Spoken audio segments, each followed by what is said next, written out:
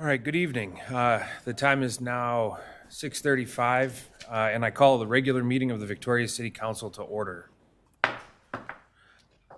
It is our tradition to begin with the Pledge of Allegiance. We invite you to stand and join us.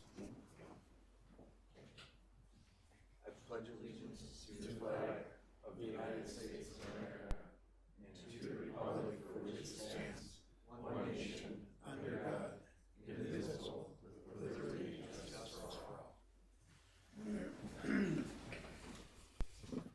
All right, first item on our agenda is announcements.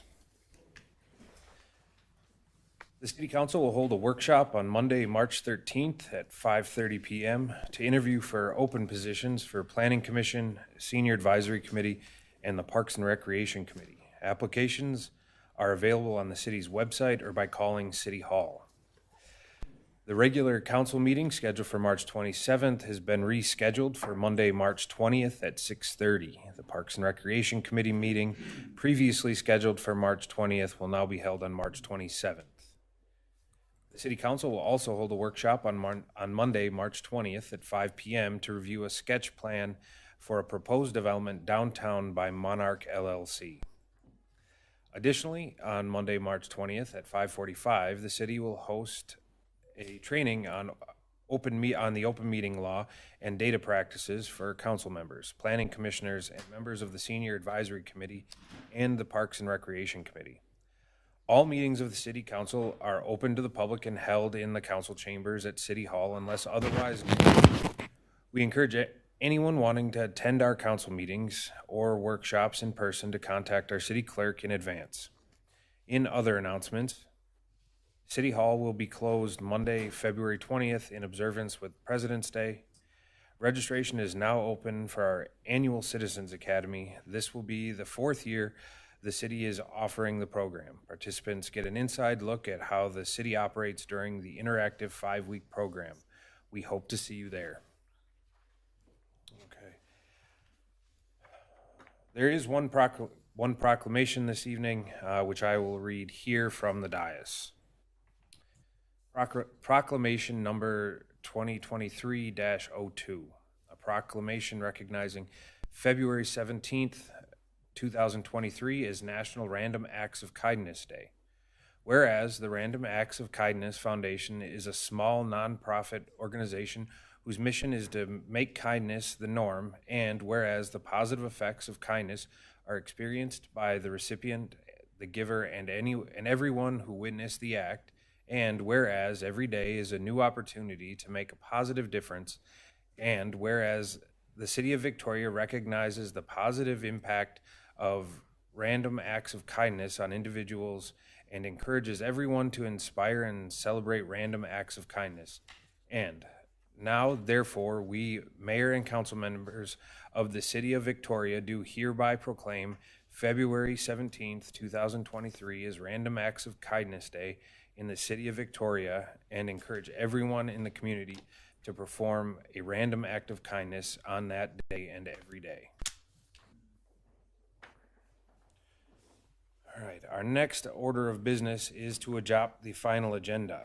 Council, is there a motion to adopt the final agenda? Motion to adopt the final agenda. Okay, we have a motion. Is there a second? I'll second. Okay, all in favor? Aye. Those opposed? Okay, we have an agenda.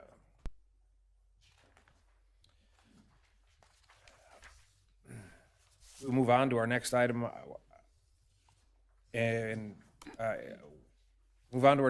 which is open forum. Open forum is the opportunity for anyone to address the council on an item that is not on the agenda and not in application form that will be coming to the council at a future date. No one has registered in advance to speak this week. Is there anyone in the audience who would like to address the council? Seeing no one, we will now move on to our next item on the agenda, the consent agenda. Items on the consent agenda are routine, administrative, do not require deliberation, or are housekeeping items required by law. Consent agenda items are approved with one vote unless someone requests an item to be considered separately. Ms. Hardy, does staff wish to pull any consent items for separate discussion and vote? None from staff, Mr. Mayor.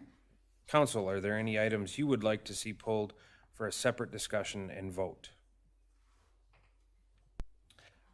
I have one. I'd like to pull item 5.5, approving a 3-year agreement for the Emerald Ash Borer Treatment Program. Sorry, 5. Is it 5.4? It might be 5.5. Note the technical. Is there anyone in the audience? Do we move? I gotta ask for the audience, right? Yeah. Is there anyone in the audience who would like an item pulled for separate discussion or vote? Okay, so we'll move on to a vote on the consent agenda items that have not been pulled. Motion to adopt the balance of the consent agenda. Is there a second? Second. Those in favor? Aye. Aye. Those opposed? We have our consent agenda. Item 5.5. I had this pulled not because I'm against it and not because I think that there's anything wrong with it. I just think that it needed to have a little light shined on it because at the Emerald Ash Borer program, I want to make sure people are aware that they can sign on with Rainbow TreeCare and receive the same rates that the city is receiving if they want to have their ash trees treated for emerald ash borer. I've done this to my larger ash trees. I did it 2 years ago. I'll have to do it again. The program run is good for 2 years. They come out and treat, and then they come back out 2 years later to retreat if you want them to. I would do it, especially if you've got older ash trees that are larger. It's definitely coming this way, so got that. So now we'll move on. Dan. Thank you, Mr. Mayor. Just for the record, it is 5.4. It is 5. So any other discussion on 5.4? Does anyone have anything to add? So I'll ask for a vote for those in favor of 5.4. Motion to approve the 3-year agreement with Rainbow TreeCare for emerald ash borer treatment. Great. Second? I'll second. Ty. Aye. You get the next one. All in favor? Aye. Aye. Those opposed? Okay, that does pass. All right.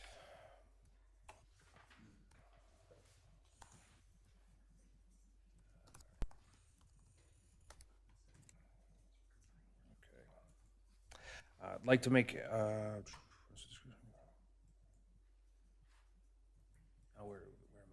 Regular agenda. Oh, yeah. So now we move on to our regular agenda. Sorry, you want to take it away? I'm happy to do that, Mr. Mayor.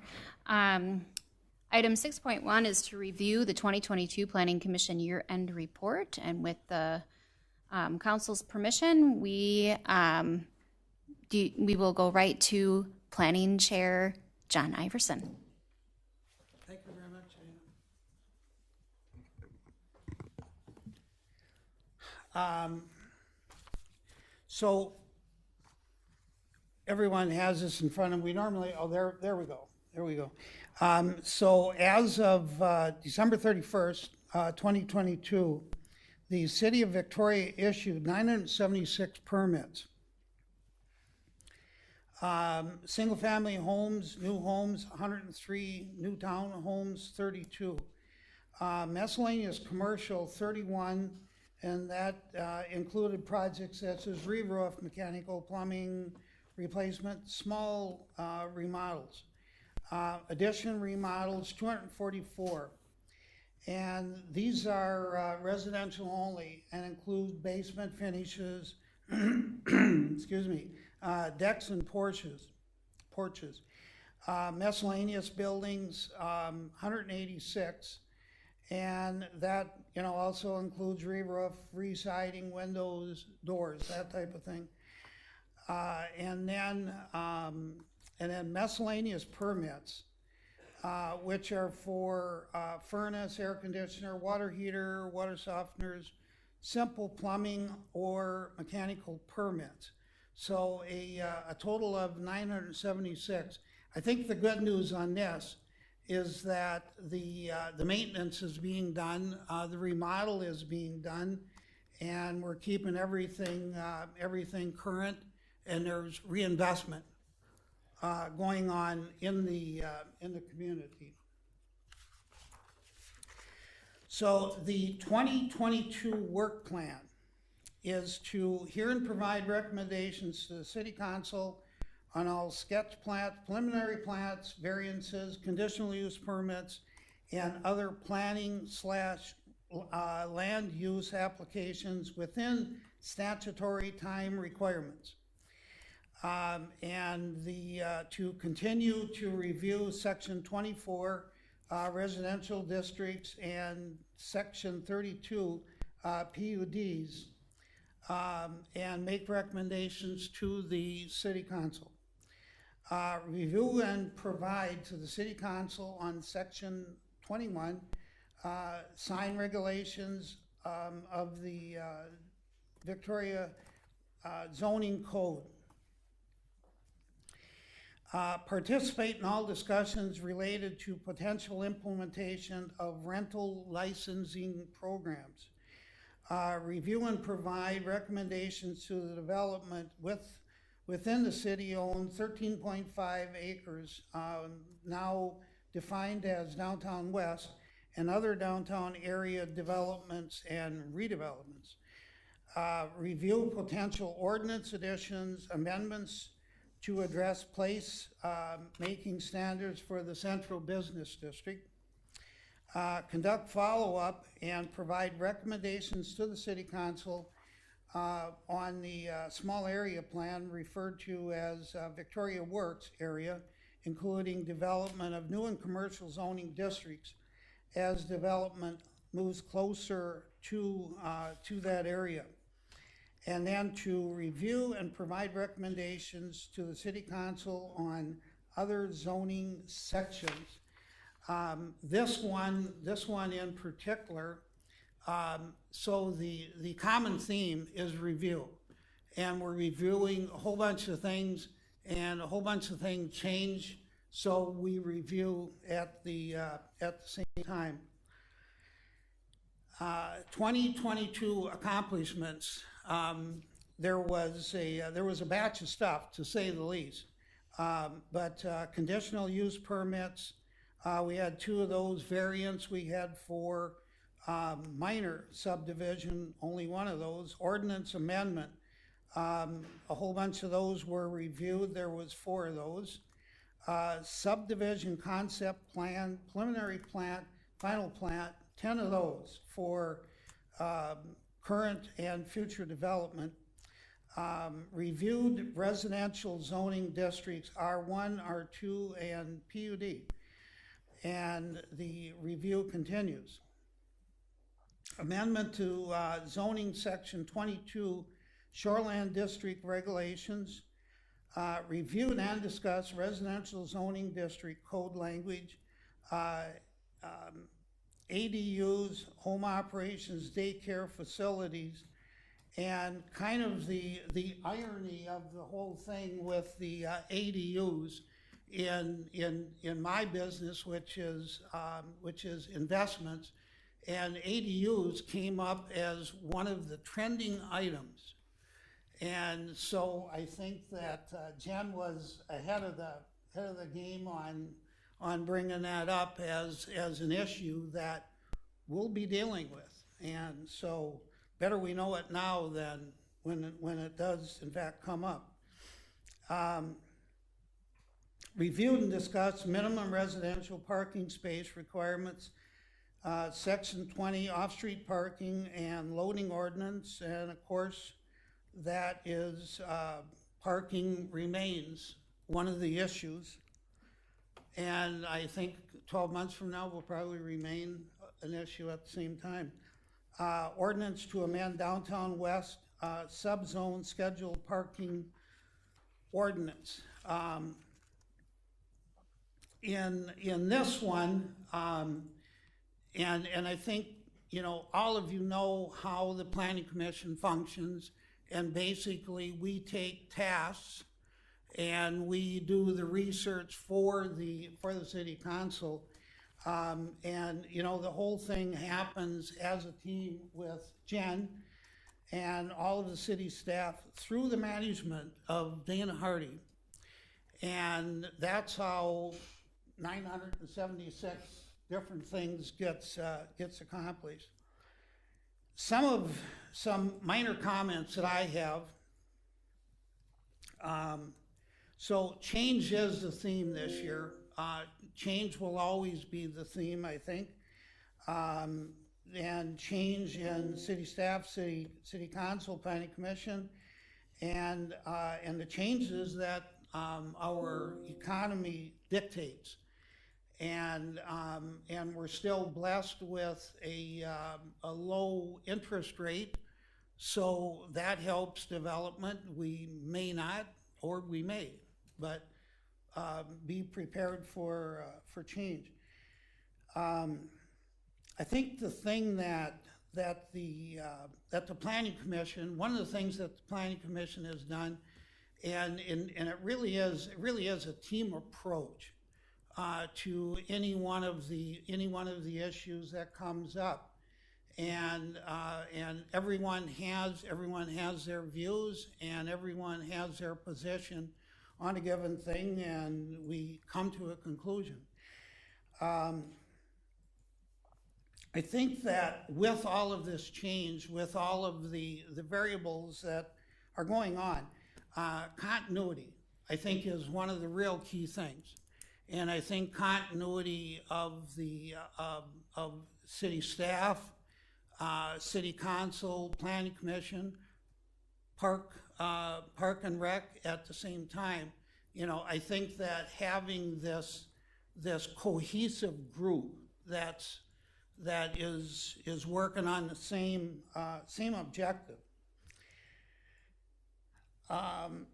And one of the other closing thought, number 4 on my list, one of the closing thoughts is that so the group that was here earlier on downtown, and you know, I've heard some of the stuff. I've been at some of the meetings. And here's people that have an opinion, here's people that have ownership, here's people that have a view, and whether we agree or disagree, we really have to hear everyone's view as to what their thoughts are on where downtown, where, you know, the central business district and downtown west is at. So we've had in planning, it's a rarity that we don't have a public hearing, and you know, it's certainly my objective to hear absolutely everything that anyone has to say. So that concludes my presentation on that. Okay. Thank you, Mr. Chair. Does council have any questions for the Planning Commission Chair? Seeing none, thank you very much. Very good, thank you. Well, before we have break, beyond questions, I just wanted to comment on the work that the Planning Commission has done. And in full disclosure, I'm biased because I spent a pretty fair amount of time during 2022. But I think it represents a number of things. One, that it's led by a leader who can build teamwork and a cohesive group and create an environment that makes people feel comfortable expressing opinions and ideas. And that's what really the heart of that commission does, is it engages our community, because as you point out, it's a very approachable forum for, you know, the public to come and express ideas and opinions in an environment that is not challenging, that's welcoming, and better serves our community. So I thank you, Mr. Iverson, for leading that team throughout 2022, and please keep up the good work. Real good. Well, thank you very much, Greg. Appreciate it. Thank you. Okay. And we do miss you on the Planning Commission, but congratulations. Thank you. All right, any other discussion? All right, seeing no more discussion, Council, this is another informational item only. There is no council action required, so we'll move on to item 6.2. Item 6.2 is to review the 2022 year-end report of the Parks and Recreation Committee. Presenting this evening is our Parks and Recreation Committee Chair, Mr. Scholes. Mr. Scholes, welcome. The floor is yours. Good evening. We had a busy year. If you look on here, you can see who's on our committee, and that group has worked diligently with staff during the year to put our plan together and complete our plan. So that I'll be getting into in a minute, but we usually have really good discussion. It's a good group. A couple things that we worked on quite extensively during the year. One is Bavaria Trail East. We've been talking about this trail for a long time. We got a good portion of it bid out, and it's supposed to be constructed this spring and early summer. So hopefully we'll have that in use for most of the summer. As we look at the different trails, this has been one of our focus areas, and this is going to connect County Road 18, where we have trails, with the trail system that runs all the way to Chaska and Carver and connects with a lot of other things. So it's a real important link for us. The next item that we worked on was the Greencrest sidewalk, and that's kind of a safety issue with that neighborhood, and it's along County Road 43, and that will be completed probably about the same time as the trail, because it was bid all at the same time. By the way, that was a real smart thing that the council did, to bid all those things together, and staff get a better rate that way when combining different projects like that. One of our other things that we spent a lot of time on was to rehab the tennis court at Lions Park, which was basically unusable and a safety hazard.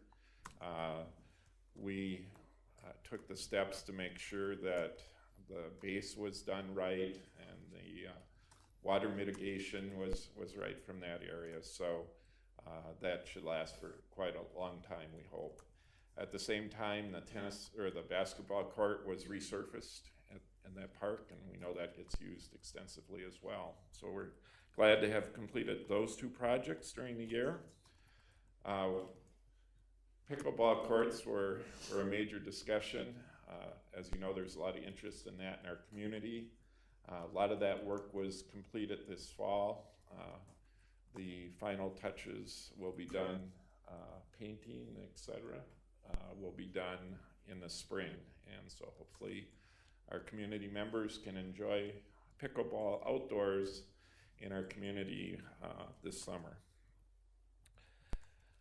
One of our other things that we focused in on is the trail gaps, and as I mentioned earlier, the Bavaria Trail East is kind of a major one that we have done. We've prioritized the other trails.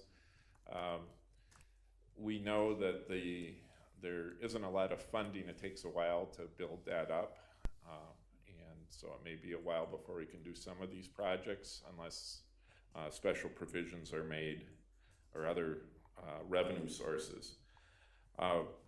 The trails themselves, I think the ones we focus in are the underpass on Highway 5, which I think is kind of scheduled for 2025 if all goes well with all the different entities that have to come together in funding for the Highway 5 project.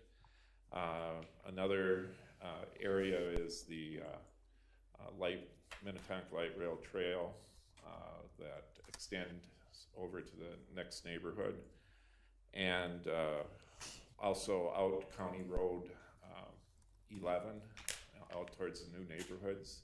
I'm missing one. Nope, that's it. That's it? Okay. So those are our main ones. We also looked at the park projects that we have coming up. We look at these every year and kind of prioritize those, and then maybe look at 4 or 5 years out and place them in the order that we think they should be done. They're subject to change, of course, in the capital improvement plan. And of course, the council reviews all that and prioritizes those projects with everything else that's going on in the city. We completed year 3 of the emerald ash borer treatment. Approximately 800, I think it was 880 trees were treated this last year. There are a number of individuals in the community that also taken advantage of that program. And it's good that we got a little bit out in front of it. Obviously, that's in our community. And if we can save some of those nice trees, we focused for the public aspect of this on our parks and those trees and on the streets. We've had a number of special events this year. The committee oversees this: concerts in the park, family fun night, etc., pop-up splash pad, truck rodeo, abracadabra. I don't even remember that one. Must have disappeared from my memory. Okay. We also have Wonders of Wasserman Camp, so we're making good use of our new park. And that park's got a lot of use this last year. I personally am hearing from friends and neighbors that are discovering that park and taking their families out there. And I think it's really a great addition to our community. This, called the WOW Camp, has filled up this last year. And so we're looking forward to more programming this year for people in our community. And finally, the Lakeside Estates Park Phase 2. We've worked on this. The city received an additional little over 3 acres of land to go with the 2.7 acres, I think, that were already there. We've reviewed preliminary plans for that area. We're looking at putting in a play field, basically, with a backstop for people to play in adjacent to existing park, plus some parking there as well. I think there's approximately 10 parking spaces there. That information is going to be coming before the council at one of your upcoming meetings. We've hired a design firm that's helped us with the design. They're putting it out for their review, and we'll be making a recommendation to the council whether we should go out for bids or not. So those are the main things that we focused on during the last year. We've been excited as a committee to have the support of the council and see all the wonderful things that we've added to our community. And when we look at our motto as the City of Lakes and Parks, it's nice to see that we are actually spending our time and efforts in improving that amenity that I think makes Victoria such a special place. So with that, I'd also like to thank Ann for all her help in helping put the agenda items together for our review. It's always well organized. We get a lot of support. And also, again, thanks to the council for your continued support of our efforts on behalf of the community. Any questions? Council? Open time for discussion. Any? It's just an impressive body of work for the year, so I think everybody really appreciates having great parks, and it comes because we have great volunteers that care about where we live and put the effort in. So just on behalf of myself and the other council members, thank you for your efforts. Oh, thank you. It's a team effort by all of us, so thanks. And anything that you want to add? No, thank you. Wonderful. All right, seeing no more discussion, we'll move on to item 6.3. Item 6.3, a review of the 2022 year-end report of the Senior Advisory Committee. Presenting this evening is our committee chair, Mr. Kleinfelter. Mr. Kleinfelter, welcome, and the floor is yours. Thank you. It's nice to be here. The committee, as you probably know, was reconstituted just about a year and a half ago. So we're getting close to the end of our second year of functioning. Two main projects that we worked on this past year. The first was a senior resource expo that was held at the Lions Park, and had about 60 people attend. It was a nice event. I think maybe 20 different organizations from the community presented, and a lot of good information was available for folks. We're debating whether or not to repeat that as an annual event. One of the ideas that's being considered right now by the committee is to maybe go with a program every other month instead of one big one for the entire year. So we'll decide that by the time we wrap up our planning for next year. The second big accomplishment this last year was we updated the senior resource guide, which was published the year before. A lot of work, especially by Alyssa, our staffer for the committee, in putting together this very comprehensive resource about activities, programs, resources available for seniors in the committee. If you just skim through that, you find an amazing amount of programs that are available to support seniors here in Victoria. So those are the two main things that we accomplished this past year. Series of presentations at each of our meetings by a variety of community organizations. One of those was a presentation by the county SHIP coordinator, and it sparked interest in the committee to think about improving trails, walkability. So I think one of the primary goals for next year, as we've discussed this, will be a program to develop walkability guides, maybe different lengths of trails, different arrangements and maps that people could use to encourage walking in the community. It's a big activity by members of the committee. We're all walkers, so I think that'll be a priority for the coming year. Committee's a nice group of people. There's a former financial planner, there's a couple of educators, a realtor, nice variety of folks that serve on the committee. It's a pleasure to work with them. One of the nice things about the committee is we meet on Monday mornings at 10 a.m. It's a great meeting time for those of us that are retired and enjoy that more relaxed lifestyle. So happy to answer questions or respond to comments, concerns. Council, I'll open it up for discussion. Any discussion or comments? I'll say great work on the awareness, because I've talked to plenty of my neighbors and the handbooks and. They're hearing about the Yes. committee and seeing activity. Yes, so excellent. Well, Very nice. certainly know that the expo was a big hit last summer, and hopefully we can continue to build on that. I would just ask if there's something that the committee's talked about that we don't have in terms of an amenity or a program or something in terms of programming. You've put a lot of work behind awareness and everything, but is there something that the committee talks about that if Victoria had this, what would that be? And maybe that's just a question I would ask maybe in 2023 to kick around. If Victoria had this, seniors would be better off. Are you thinking in terms of facilities or in terms Facilities, of programs? Facilities, programs, whatever I would think facilities, to put that into a long-term plan, and programming more immediate term. But certainly when you have when you're retired, certainly I know my dad's retired and he calls me all the time. I wish he had more programming. Yeah. Oh, That's one of the things that we're looking at with this potentially bi-monthly program specifically for seniors. The one point that comes up occasionally in our discussions is that neighboring communities often have a senior center that's a facility dedicated to senior activities.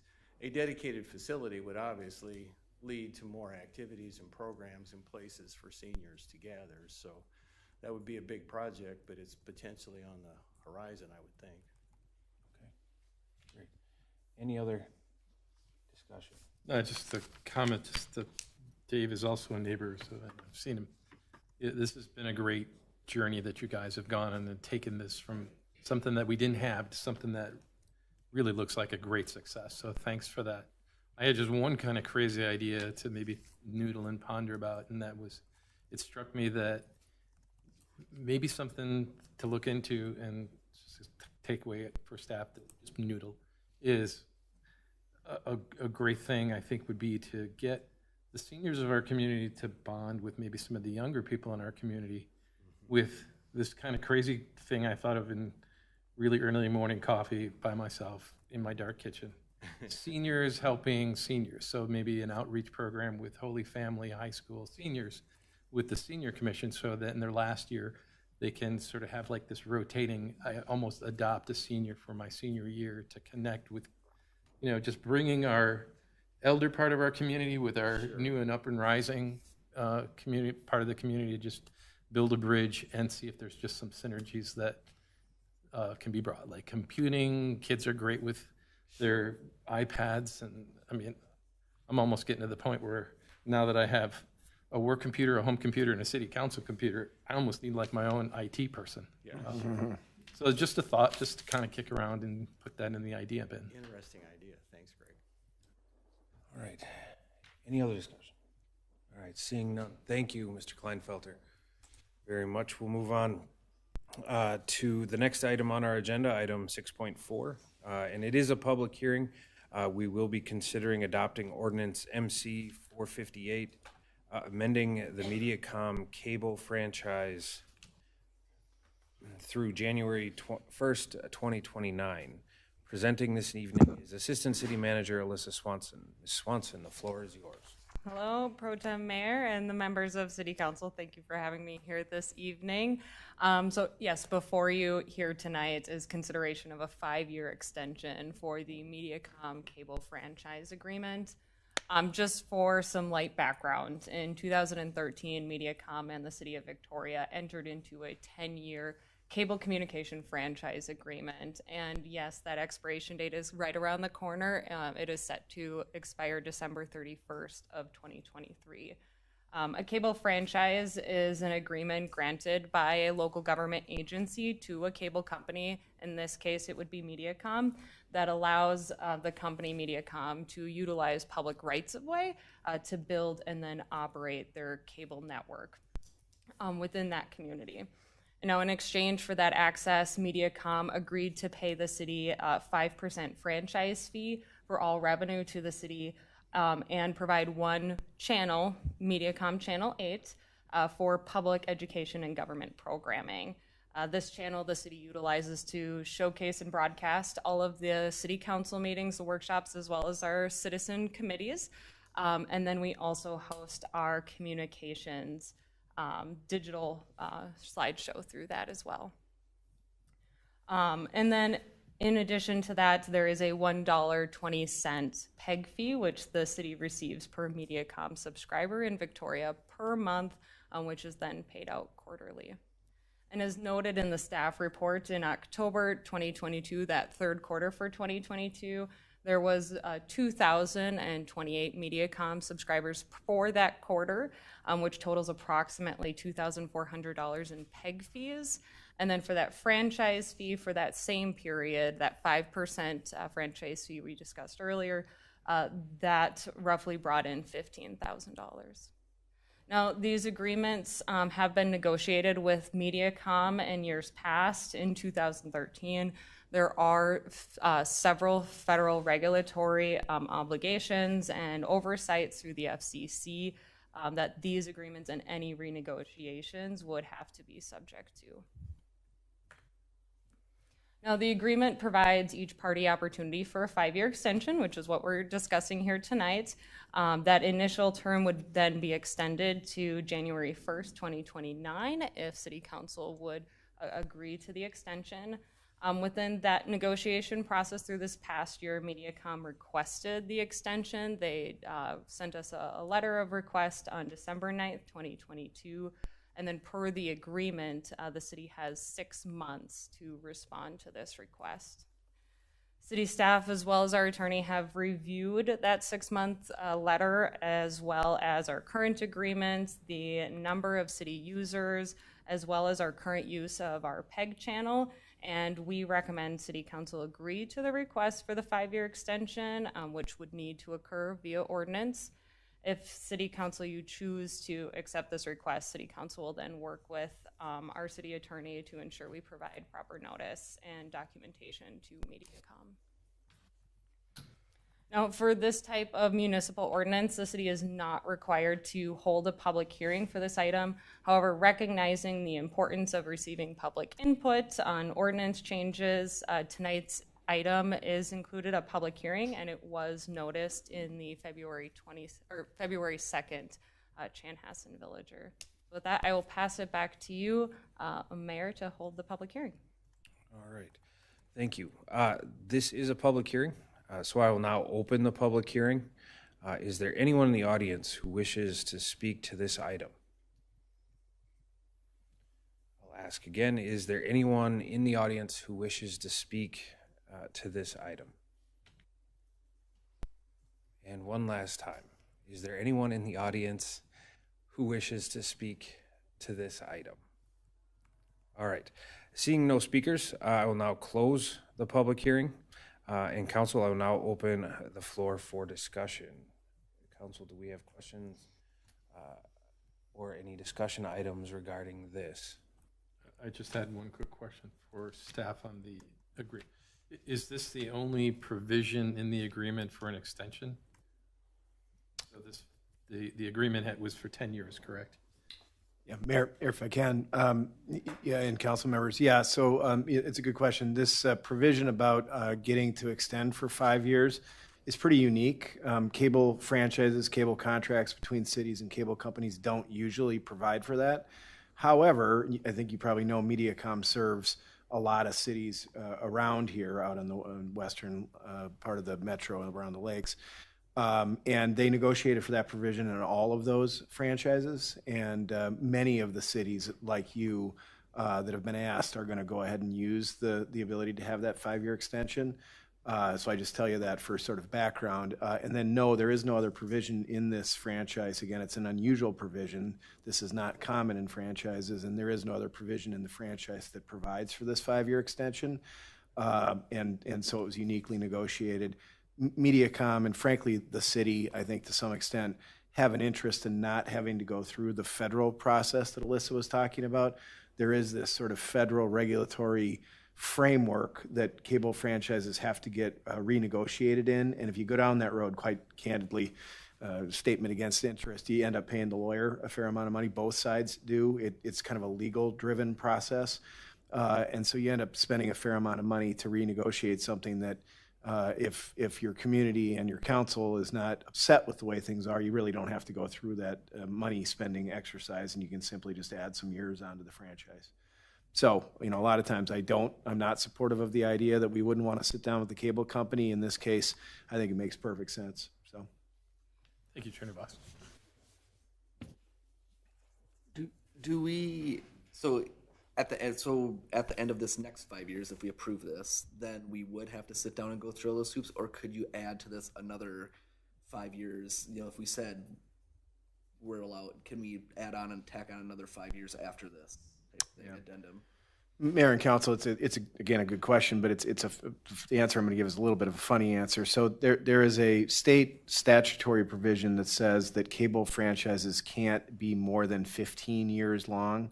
So that was the reason that, given that the underlying franchise was 10 years, there was a 5-year potential extension added on. One could make the argument that because it's capped at 15 years, you have to go through the renegotiation process. I will tell you, having said that, lots and lots of cities and cable companies have said, even though we're ending a 15-year franchise, we just want to re-up the exact same deal and not go through that elaborate process. So I think that is an option for you, number one. And then number two, let's just say what I suspect everyone is thinking, and that is that the world of video services has certainly changed an awful lot in the last 3, 4, 5, 6 years. What we call over-the-top services, Hulu, Apple TV, et cetera, all the things that you're aware of that you get through the internet, that's a relatively new thing, and that very well might change the game, as it were, about how these franchises get renegotiated. It's not, in other words, what I'm saying is the law governing these contracts might change because those over-the-top providers don't need a contract from cities. So there's some pressure to sort of loosen this whole process up. What exposure on the per customer does our budget have? If we see a big exodus from Mediacom, will we be able to react to that? Is that? Oh, sorry. Mayor, members of City Council, we budget our PEG fees. Well, I'll start off by saying PEG fees can only be used for overhead capital costs when it comes to broadcast and programming for this space. So our cameras, our AV room, those PEG fees can only be utilized towards that. So we do have our AV and our capital improvements fund, and we are budgeting for that accordingly. And we do know that that fund will be dwindling, but we're making adjustments as we go through. But I will pass it over to Bob to see if he has any additional comments related to that. Yeah, Mayor and Council, I mean, I think the short answer is yes. I mean, I think you have some exposure to declining franchise fees. Again, as Alyssa said, there's two different sources of money that you've got coming in through Mediacom. One that's dedicated, earmarked just for the equipment you see here in the council chambers. The other, the franchise fee, which generates, frankly, more money than the PEG fee does, the equipment fee. The franchise fee is unrestricted. You can put that in your general fund, and I think you do. That source of funds is going to decline. Cable companies are losing customers to the over-the-top providers, and I think they may staunch the flow of customers out right now, but eventually the way video is delivered is just going to change, and cable will not. Cable won't remain the dominant source of video forever, and so that's going to eventually go down. So then are we looking ahead at fiber options where it replaces that source of funding? Where an over-the-top fee, is that something we're going to be having to look forward to in 5 years to try to compare where we're at? Just so that it sounds like it's 5 years away, but that's not that long ago. Yeah, Acting Mayor and Council, lots of good questions about this topic. Right now, there's actually an organization called MACTA, which is your cable TV administrators, municipal cable TV folks, that are working on the possibility of some legislative changes in Minnesota that would do just that would provide for a new source of funding to replace lost funding from cable companies like Mediacom. I guess I don't want to try and speculate about the merits of that passing or not, but I mean, there are folks working on your behalf on that issue.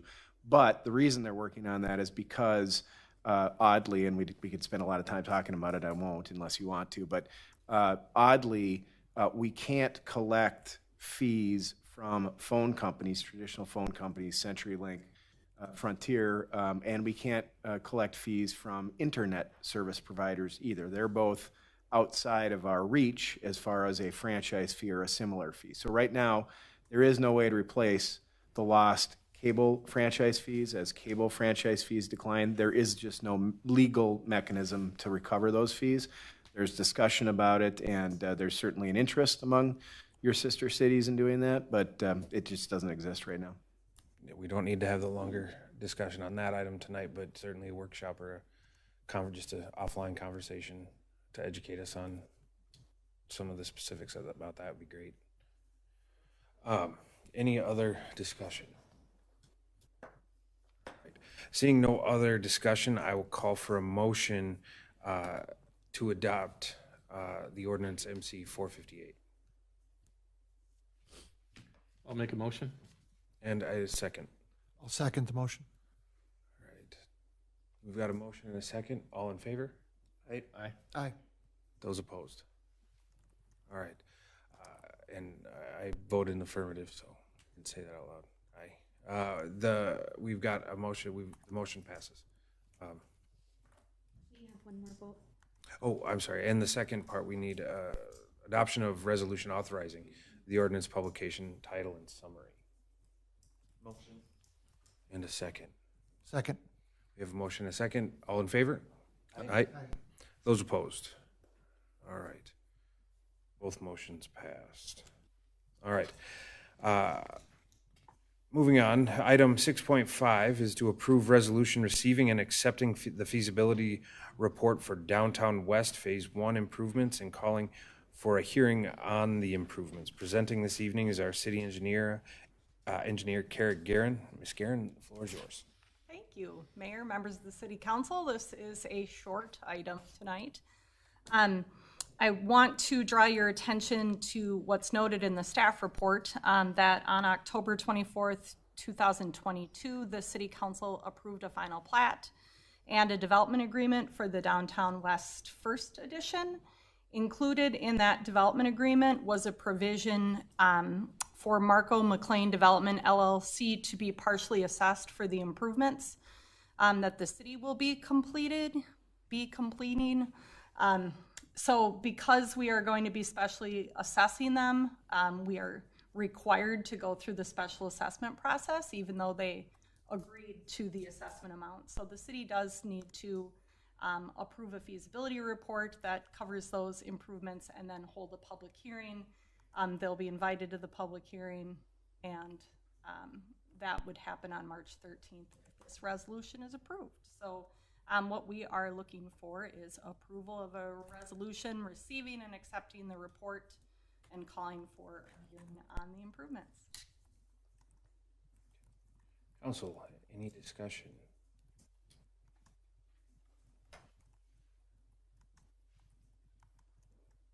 Okay. Excuse me. Now we need to just need a motion. Motion to adopt resolution receiving and accepting a feasibility report for the Downtown West Phase 1 improvements and calling for a hearing on improvements. And a second. I'll second. We have a motion and a second. All in favor? Aye. Aye. Those opposed? All right, motion passes. Moving on to item 6.6, the 2022 year-end update on council's adopted strategic plan. Presenting this evening is Assistant City Manager Alyssa Swanson. Ms. Swanson, you're back up. Thank you, Acting Mayor. If you hold one moment while I pull up the presentation.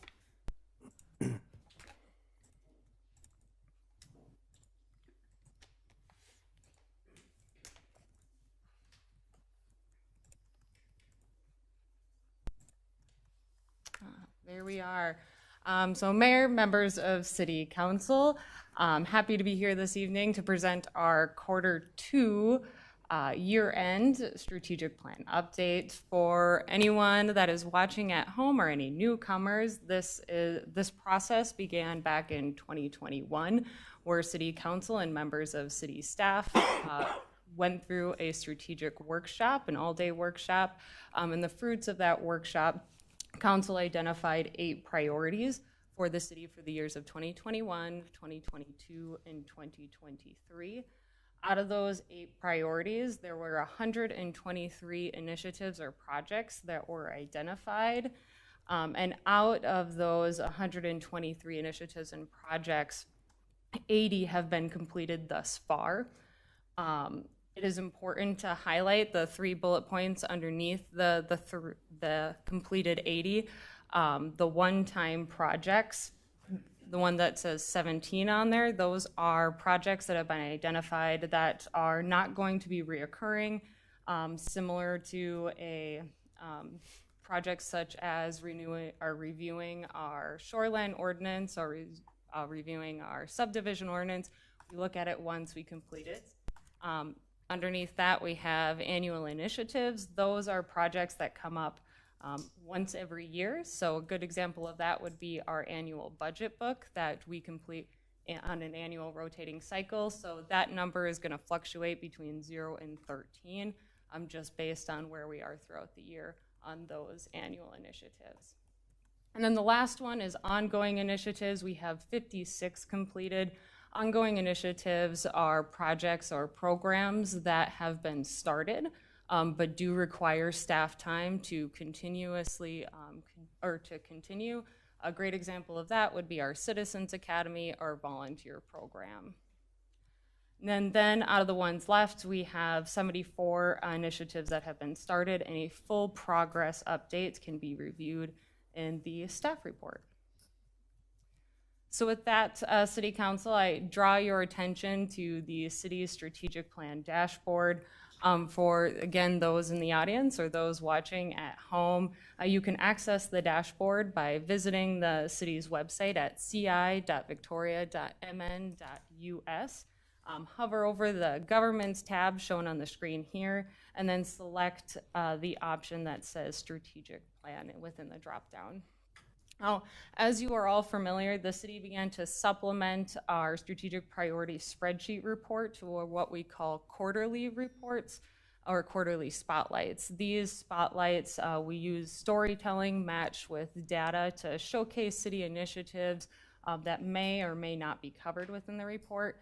And then we share these within the strategic planning dashboard so the public can review both the extended spreadsheet with each of the 123 initiatives detailed, as well as the spotlights at their leisure. So hold one moment while I pull that up.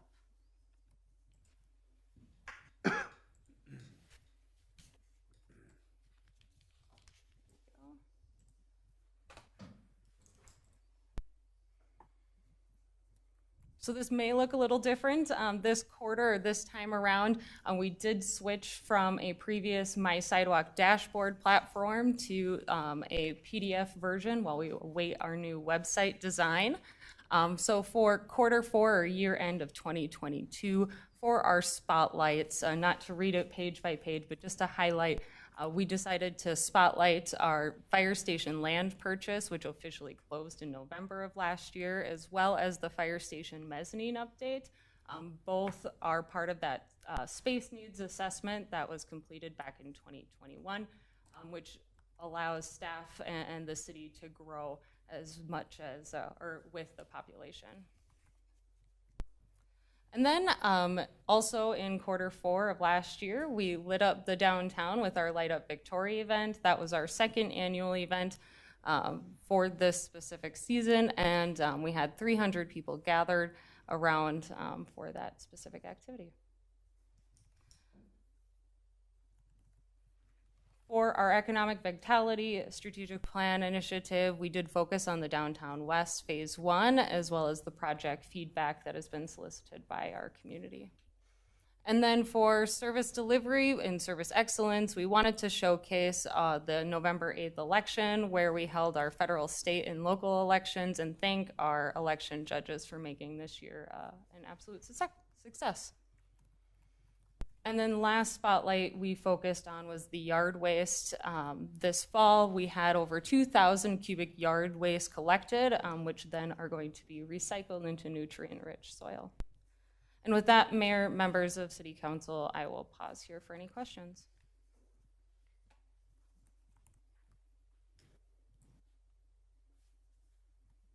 Looking pretty good. Keep going. Listen, I just had one question. Below this, is this what you're going to cover next, or is it all-encompassing?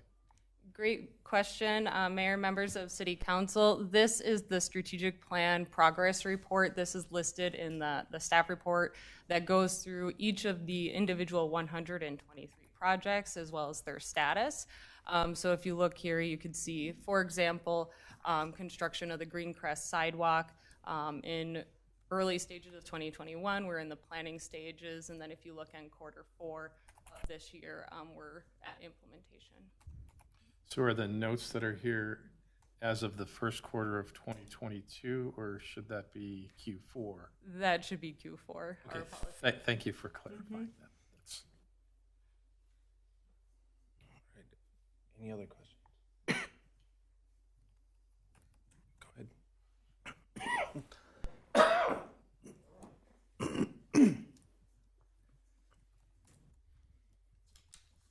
Oh, are you done? Back to you, Mayor. Yep. All right.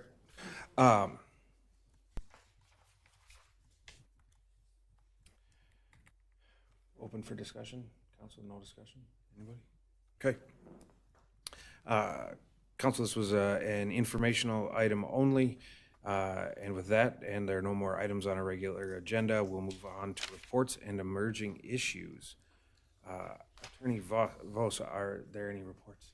Acting Mayor, I don't have anything to say. Thank you. All right. Ms. Hardy, does staff have any reports or anything? Thank you. Actually, I'm going to ask our city clerk to share a report with you this evening. Mayor and members of the council, I just would like to your attention to, we have a new art collection in rotation in collaboration with Zeller Studios. All the art in this rotation is by Dan Weimer. He is from Red Wing, Minnesota. And of course, City Hall is open Monday through Friday for anyone to view the new art in rotation, and it is available for purchase. Wonderful. Thank you. Nothing further. Nothing further. Councilman Ivansky, any reports or emerging issues? None for me, Mayor Pro Tem. Okay. None for me as well. Thank you. All right. I don't have anything.